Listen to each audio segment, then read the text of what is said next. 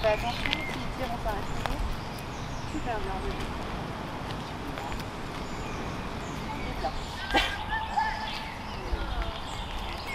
C'est à moi qui l'éduque en fait.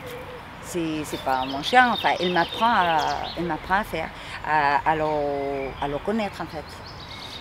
Les mouvements, ses sentiments, ce qu'il ressent un chien, quand il fait ci, c'est pour telle raison, enfin des choses qu'on n'apprend pas forcément dans les livres. Et puis il développe de façon simple et naturelle. Chaque suivi commence par un premier bilan individuel, que ce soit chiot ou adulte, et ensuite on fait des cours collectifs s'il y a besoin, des séances individuelles.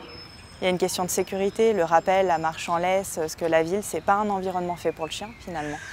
Il y a des tas de bruits, il y a des tas de mouvements, il y a des tas de sons, d'odeurs qui vont tout à fait le perturber, encore plus selon la race. Donc l'idée, c'est déjà que le chien se sente bien dans ses pattes, se sente bien dans l'environnement qu'on lui propose et qu'il vive une relation en harmonie en fait, avec son propriétaire et que le propriétaire réponde aux besoins du chien. Et c'est surtout la gestion des émotions.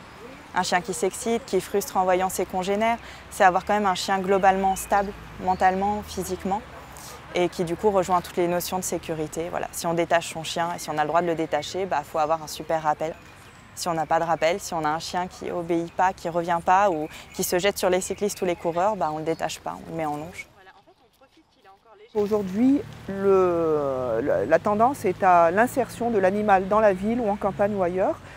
Avec les espaces dont on dispose, on est en train, nous, à Grenoble, d'essayer au mieux de les réaménager en proposant un parc de liberté par an.